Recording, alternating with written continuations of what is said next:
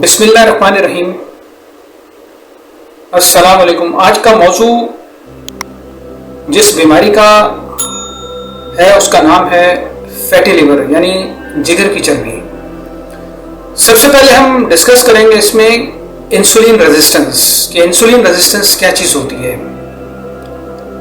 असल में insulin resistance जो है वो एक ऐसी टर्म है जिसका मतलब ये है कि आपके खलिए जिस्म के जो मौजूद होते हैं मसल्स में, फैट में या लिवर में, जब वो इस काबिल ना रहें कि वो इजीली जो है टेकअप कर सकें ब्लड से ग्लूकोज को, तो फिर ये कंडीशन इंसुलिन रेजिस्टेंस की पैदा होती है। होता है इसमें ये है कि आपका पैनक्रियाज यानी लबलबा जो है वो ज़्यादा से ज़्यादा इंसुलिन जो है बनाना शुरू कर देता है, जिसके नतीजे में ज़्यादा से ज़्यादा ग्लूकोज जो है वो सेल्स जो है टेकअप करना शुरू कर देते हैं। फिर आगे चल के जो डायबिटीज़ यानी शुगर की बीमारी है उसके पैदा होने का खदशा हो जाता है। अब ये जो कंडीशन है इंसुलिन रेजिस्टेंस, ये किन वजूहात की वजह से हो सकती है?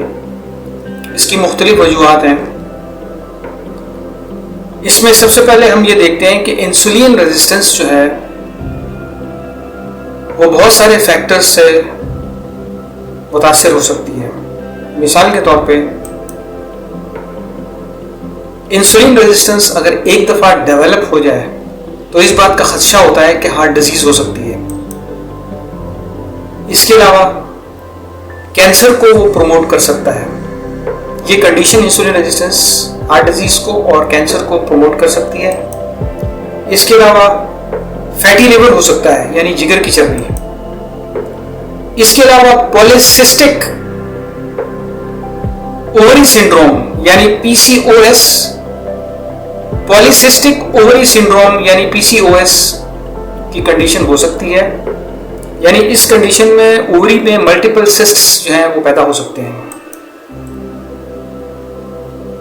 मर्द हजरात में एरेक्टाइल डिसफंक्शन हो सकता है यानी जिनसी तौर पे कमजोरी महसूस हो सकती है। जो उज़्वे तनासुल है उसकी हार्डनिंग यानी सख्ती और उसमें जो जुम्बिश है उसमें कमी वाक़ई हो सकती है। मिग्रेन यानी आधे सर का दर्द हो सकता है।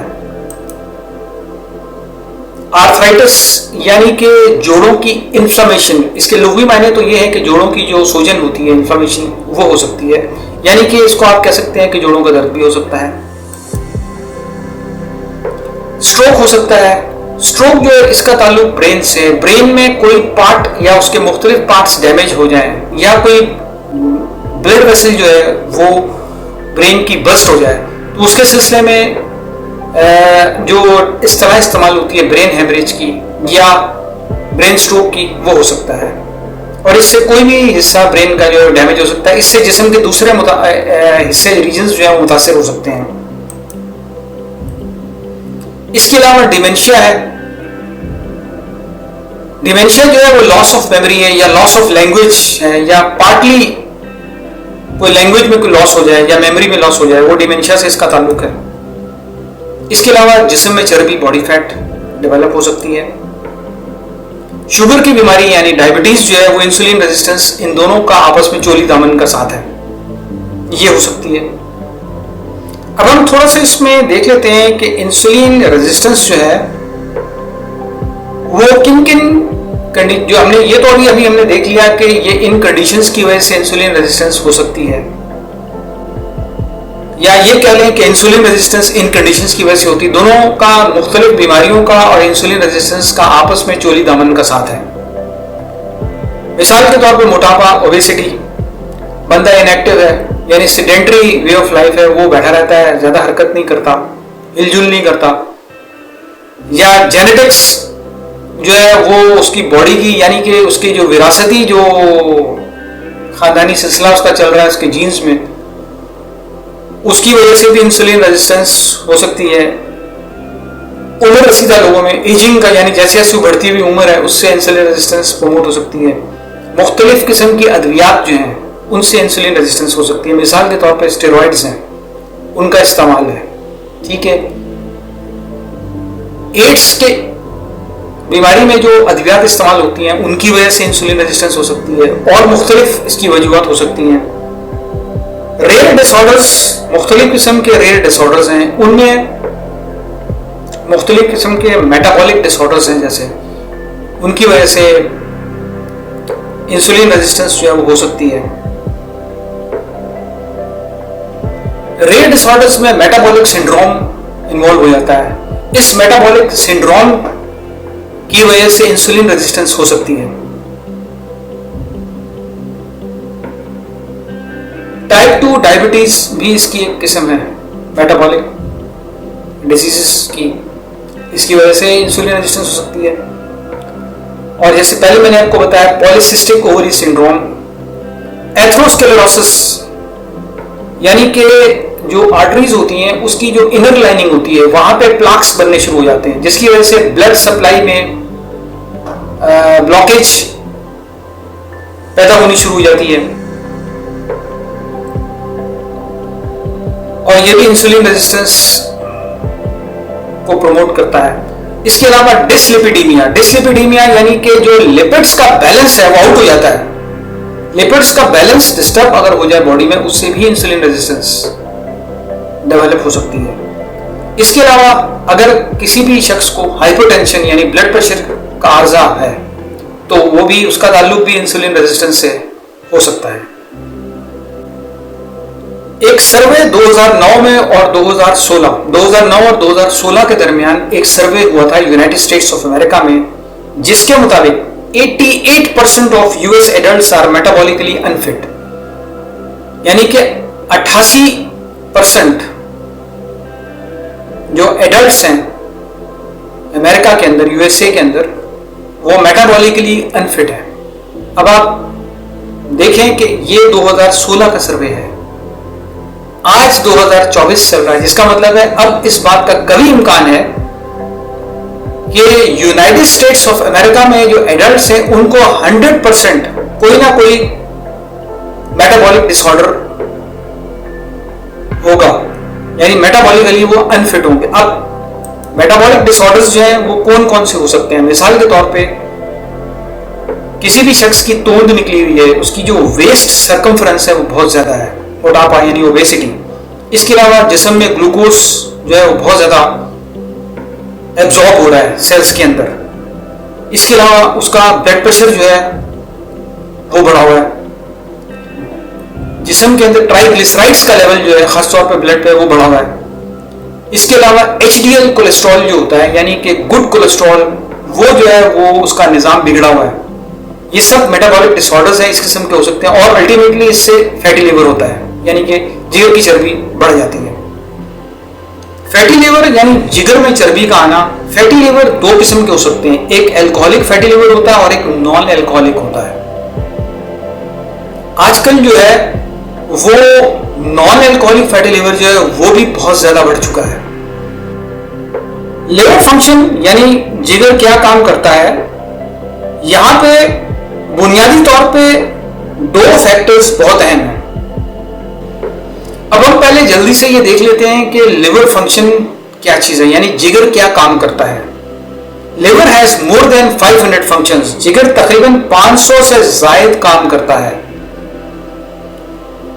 Number 2, digestion of protein, fat and carbohydrate. खाने के बुनियादी चीजों को हजम करता है, यानी खाने की बुनियादी चीजों को हजम करना वो लिवर का काम है। लिवर फंक्शन में 7 फैक्टर्स बहुत अहम हैं। मजीद इसके फंक्शंस को थोड़ा सा देख लेते हैं। लिवर जो है वो एक प्रोड्यूसेस बाइल यानी पित्ते का सफरा बनाना।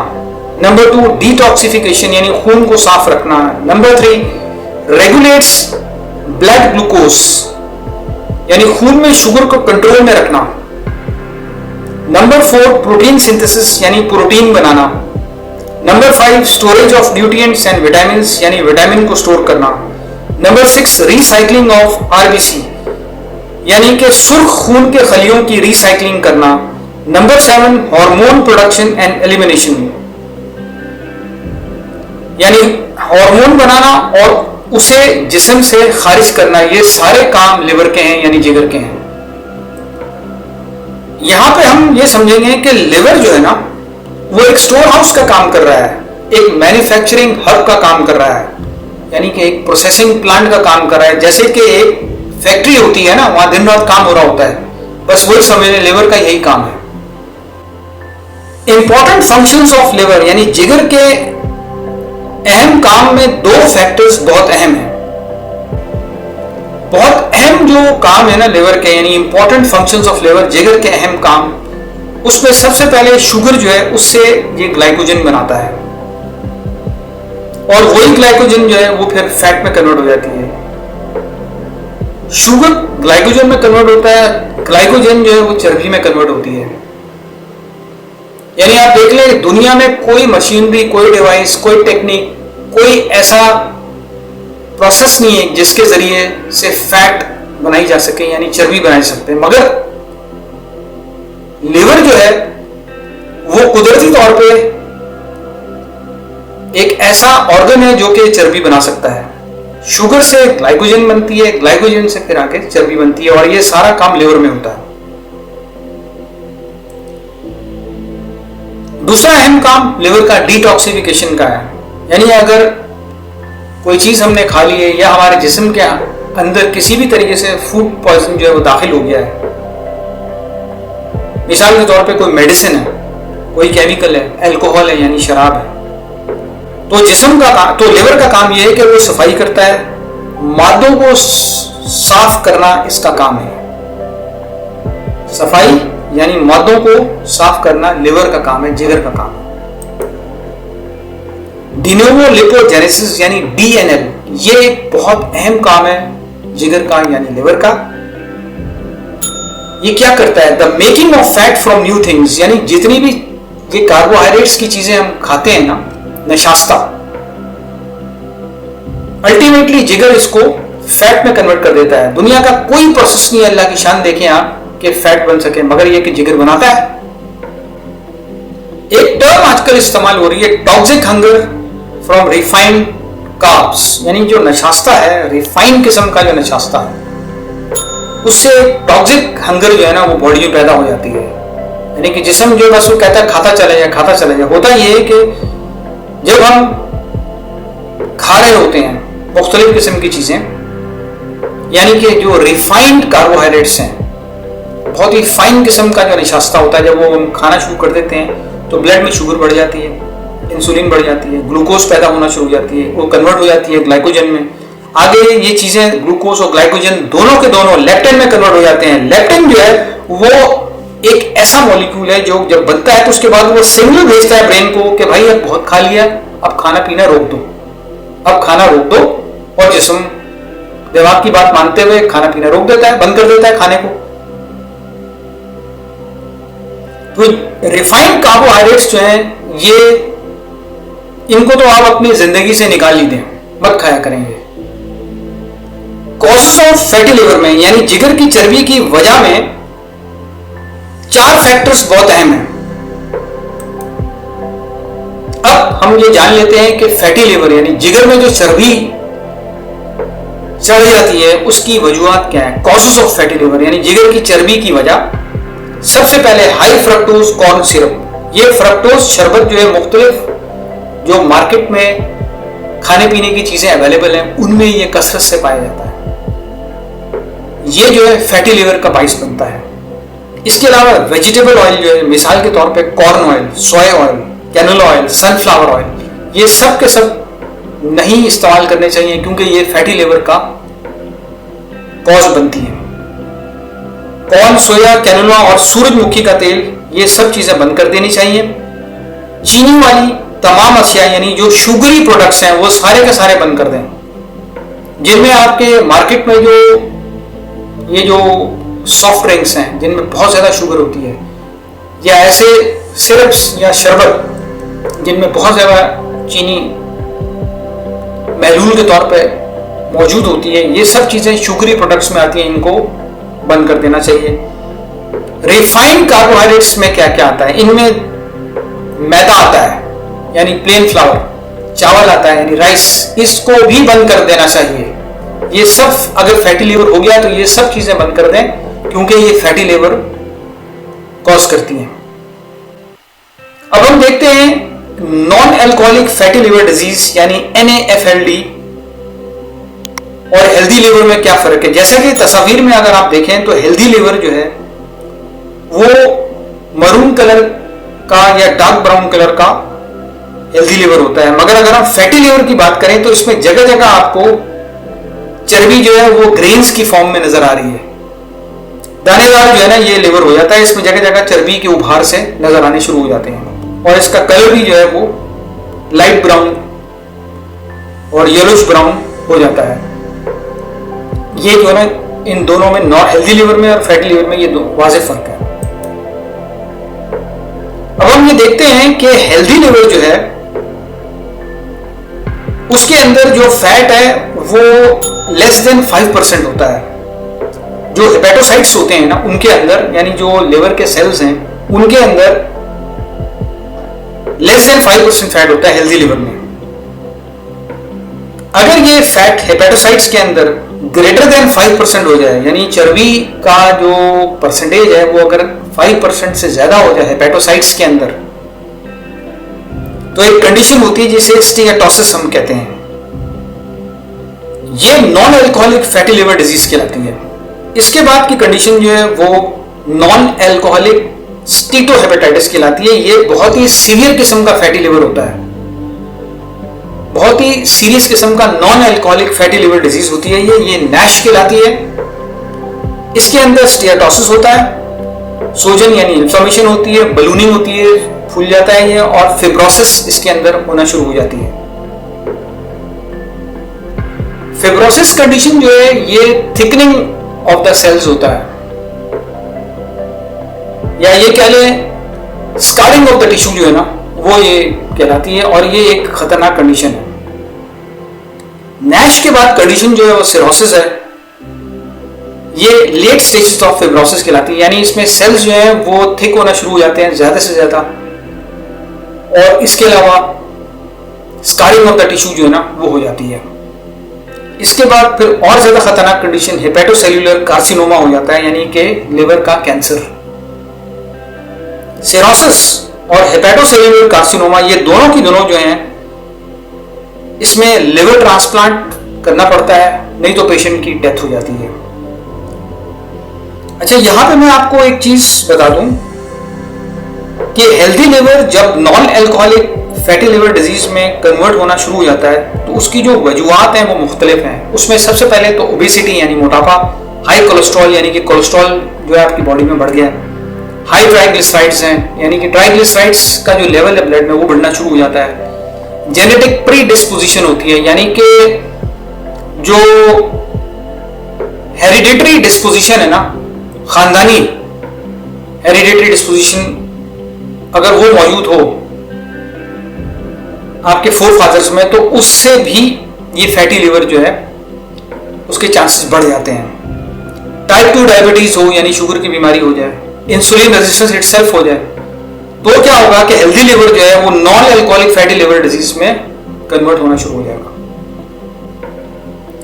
देखिए इस तस्वीर में ये दिखाया गया है कि सिंपल स्टीएटोसिस अगर हो रहा हो,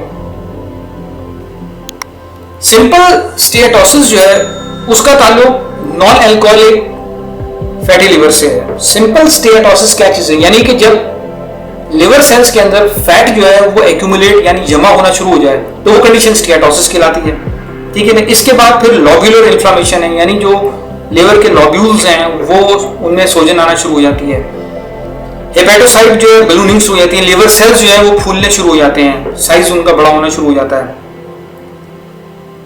फिब्रोसिस हो जाती है, यानी कि जो टिश्यू की थिकनिंग होना शुरू हो जाती है, टिश्यू की स्कारिंग, लिवर सेल्स जो है उनकी थिकनिंग शुरू होती है। नॉर्मली जो लिवर सेल्स हैं वो थिन होते हैं, लेकिन जब थिक होना शुरू हो जाए, स्कारिंग होना शुरू हो जाए तो फिब्रोसिस कंडीशन हो जाती है। सिंपल स्टीएटोसिस से लेकर के फिब्रोसिस तक की जो कंडीशन है ये नैश कहलाती है, यानी बहुत ही सीवियर किस्म का non alcoholic fatty liver disease होती है। इसके बाद जैसे कि मैंने आपको बताया सिरोसिस और हेपेटोसेल्यूलर कार्सिनोमा, इन दोनों कंडीशंस में लिवर ट्रांसप्लांट लाजिम हो जाता है, नहीं तो पेशेंट की डेथ हो जाती है। खुशकिस्मती से लिवर जिस्म का वाहिद ऑर्गन है जो कि रीजनरेट हो जाता है 100% 2 से 3 साल के अंदर। अगर किसी तरीके से ये डैमेज भी हो जाए या इसको कटवाना पड़ जाए किसी वजह से, तो 2 से 3 साल के अंदर 100% जो है इसकी रीजनरेशन हो जाती है। इसका कुछ हिस्सा अगर लिवर का किसी भी बीमारी की वजह से अगर कटवाना पड़ जाए और थोड़ा सा पोर्शन भी लिवर का रह जाए तो 2 से 3 साल में ये 100% जो है रीजनरेट हो जाता है। तो याद रखिए, जिगर दोबारा बन सकता है मगर 2 से 3 साल में।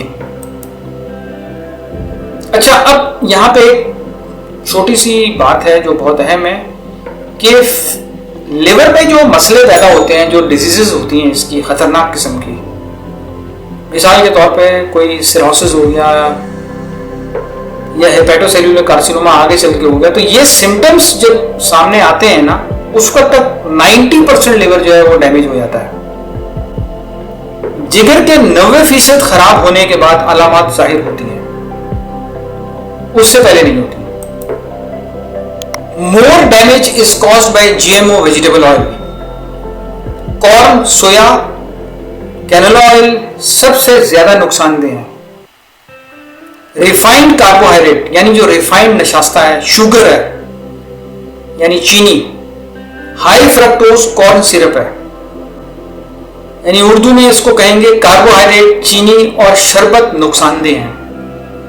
इसके अलावा मुख्तलिफ किस्म की ड्रग्स जो हैं वो भी टॉक्सिसिटी कॉज करती हैं, यानी कि मुख्तलिफ जो ड्रग्स हैं उनकी वजह से भी इंसुलिन रेजिस्टेंस होती है और लिवर जो है वो डैमेज हो सकता है। ये ध्यान में रखिएगा। जैसे यहाँ तस्वीर में दिखाया गया है कि ये वेजिटेबल्स, ये जो प्लांट्स हैं या ये जो जैसे टमाटर है उसको इंजेक्शन लगाया जा रहा है, ये ड्रग जो है इसको दी जा रही है। अब ये ड्रग इंसान इसको, इस टमाटर को अगर इस्तेमाल करेगा तो उसके अंदर ड्रग भी मौजूद होगी, जाहिर है उसका भी जिस्म के अंदर नुकसान होगा और ये सब चीजें लेवल तक पहुंचती हैं, फिर उसको डैमेज करना शुरू कर देती हैं। एक प्रोसेस बहुत अहम होता है जिस्म के अंदर जिसको हम एंटेरोहेपेटिक सर्कुलेशन कहते हैं, यानी कि पेशेंट ने अगर कोई दवाई खाई है तो वो हमारे जीआईटी में यानी गैस्ट्रोइंटेस्टाइनल ट्रैक्ट में पहुंचेगा, वहां से वो लिवर में पहुंचेगा, लिवर से वापस वो गैस्ट्रोइंटेस्टाइनल ट्रैक्ट में पहुंचेगा, गैस्ट्रोइंटेस्टाइनल ट्रैक्ट से वापस वो लिवर में पहुंचेगा, लिवर से फिर वापस गैस्ट्रोइंटेस्टाइनल ट्रैक्ट में पहुंचेगा। इस तरह ये एंटेरोहेपेटिक सर्कुलेशन चलती रहती है। लिवर से फिर ये एलिमिनेट भी हो जाता है, जिस्म से बाहर चला जाता है और लिवर से ये टिश्यूज में भी जाता है जहां पे इसकी जरूरत होती है। लिवर ब्लड सप्लाई मैकेनिज्म यानी जिगर के अंदर खून की गर्दिश का निजाम। जिगर को 2 जराए से खून की फराहमी होती है। नंबर 1, पहली हेपेटिक शरियान, हेपेटिक आर्टरी है जो आम गर्दिश से ऑक्सीजन वाला खून फराहम करती है। नंबर 2, दूसरी हेपेटिक पोर्टल रग है यानी हेपेटिक पोर्टल वेन जो ग़िज़ाई अज्जा पर मुश्तमिल छोटी आंत से डीऑक्सीजनेटेड खून फराहम करती है। खून जिगर के बाफ्तों यानी लिवर टिश्यूज के जरिए जिगर के खलियात में बहता है जहां बहुत से मेटाबॉलिक अफाल होते हैं। नंबर 3, खून जिगर से जिगर की रग के जरिए निकलता है यानी कि हेपेटिक वेन के जरिए निकलता है। जिगर के बाफ्तों यानी लिवर टिश्यूज को दूसरे आज़ा की तरह कैपिलरी नेटवर्क के साथ वेस्कुलराइज नहीं किया जाता है, बल्कि यह जिगर के खलियों के गिर्द खून से भरे साइनोसॉइड्स पर मुश्तमिल होता है। अच्छा, अब हम एब्जॉर्प्शन ऑफ फैट जो है ना उसको डिस्कस करते हैं। अगर हम इसमें तस्वीर में गौर से देखें तो एक बहुत मोटी यानी थिक लेयर मौजूद है सेल्स की। सेल थिक लेयर है, यहां से रैपिड डिफ्यूजन होती है न्यूट्रिएंट्स की। उसके बाद ये जो सेल की थिक लेयर है इसके अंदर एक rich supply of blood capillaries मौजूद है। इसका क्या काम है? ये this allows transport of nutrients to liver, यानी कि जो न्यूट्रिएंट्स हैं उनकी ट्रांसपोर्टेशन जो है वो लिवर में इन ब्लड कैपिलरीज के जरिए होती है, जो रेड में दिखाया हुआ है तस्वीर में। इन कैपिलरीज के साथ साथ अंदर एक निजाम